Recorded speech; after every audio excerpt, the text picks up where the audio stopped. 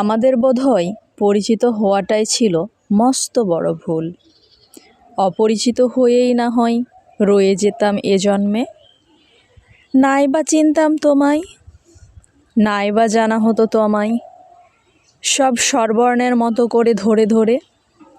নাই বা শুনতাম তোমার কণ্ঠস্বরের শিলালিপি সুর। নাই বা ঘেঁষতাম দুজনে আজন্মের দূরত্ব চিরে খুব কাছাকাছি। তাতে কি খুব ক্ষতি হতো? কিছু পরিচয়ের পরিণামটা সবসময় সুন্দর হতে দেখিনি। এক পৃথিবীর বুক জুড়ে না হয় অপরিচিত হয়েই রয়ে যেতাম দুজন এ জন্মের তর। আসসালামু আলাইকুম সুপ্রিয় ভিউয়ার্স, আজকে আমি কি রান্না করছি বলেন তো? আপনারা কি বলতে পারবেন আজকে কি রান্না হবে? আজকে রান্না হবে আমার সবথেকে পছন্দের খাবার, সেটা হচ্ছে বিরিয়ানি। আজকে করব বিফ বিরিয়ানি।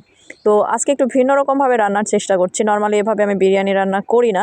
আশা করি সম্পূর্ণ ভিডিওর সঙ্গে থাকবেন। প্রথমে মশলাগুলো আমি কষিয়ে নিচ্ছি আলাদা করে, এরপরে এখানে মাংসগুলো দিয়ে দিব। আর আমি কিন্তু বিরিয়ানিতে নর্মালি মাংস এবং এই মশলাগুলো একসাথে দিয়েই কষিয়ে নিই। আজকে একটু আলাদা করে মশলা কষিয়ে তারপরে এখানে মাংস অ্যাড করছি। জানি না রান্নাটি কেমন হবে, আশা করি ভালোই হবে। এই যে দেখুন, মাংসগুলো এখানে দিয়ে দিলাম। এখন মাংসগুলো কিন্তু কষিয়ে নিতে হবে। মাংসতে এত পরিমাণ আসলে চর্বির পরিমাণ ছিল, কিছু বলার নাই, কী আর করা যাবে, এটা তো আমাদের হাতে থাকে না। তো মাংস কষিয়ে নেওয়ার জন্য প্রসেসিং করে নিচ্ছি। দেখুন এখন এখানে কিন্তু পানি দিয়ে ঢাকনা দিয়ে ঢেকে দিব, দিয়ে কষিয়ে নিব। এবং প্রথম অবস্থায় কষিয়ে নেওয়া হয়ে গেলে আরও একবার পানি দিয়ে কিন্তু কষিয়ে নিতে হবে, কারণ গরুর মাংস সেদ্ধ হতে অনেক সময় লাগে, যার কারণে এটা একটু ভালোভাবে সেদ্ধ করতে হবে সময় নিয়ে। আর এদিকে কড়াইয়ে তেল বসিয়ে দিলাম, তারপরে হালকা কিছু জিরা দিয়ে চালগুলো দিয়ে দিলাম। এখন এটা নাড়াচাড়া করে ভেজে নিব। চাল না ভাজলে তো বিরিয়ানি রান্না করা যাবে না, তাই এখানে পোলাওয়ের চাল ভেজে নিলাম। আর এদিকে মাংস কষিয়ে নিচ্ছি।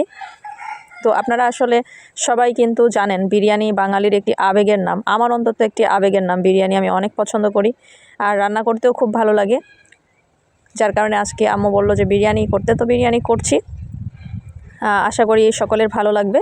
আর আপনারা কীভাবে রান্না করেন? আপনারা অনেকেই হয়তো এভাবে রান্না করেন যারা বাঙালি আছেন, আবার অনেকে হয়তো ডিফারেন্ট প্রসেসে রান্না করেন। দেখুন, এই ছোট্ট ইয়েতে কিন্তু বিরিয়ানি হবে না, যার কারণে আমি একটু বড় পাতিলে দিয়ে দিলাম মাংসগুলো। এখন চাল সহ মাংসগুলো একটু ভেজে নিচ্ছি হালকা করে। এরপরে এখানে কিন্তু গরম পানি দিয়ে দিতে হবে। ঠান্ডা পানি দিয়ে কিন্তু বিরিয়ানি হবে না। আমি চাল অনুযায়ী পানি গরম করতে দিয়ে দিয়েছিলাম, সেই পানিগুলো এখন এখানে দিয়ে দিব। দেখুন, এখন একটু নাড়াচাড়া করে ঢাকনা দিয়ে ঢেকে দিচ্ছি। একটু পরে একটু নাড়াচাড়া করব এবং ঢেকে দিব, ফোটার অপেক্ষায় রেখে দিব। প্রায় আমার কিন্তু রান্না হয়ে এসেছে, আর একটু দমে রাখলেই আমার রান্নাটি কমপ্লিট হয়ে যাবে। আশা করি আপনাদের ভালো লেগেছে। আর বিরিয়ানির লুক দেখতে হলে এই যে দেখুন কেমন হয়েছে, সবাই একটু জানাবেন কেমন লেগেছে। ধন্যবাদ সবাইকে।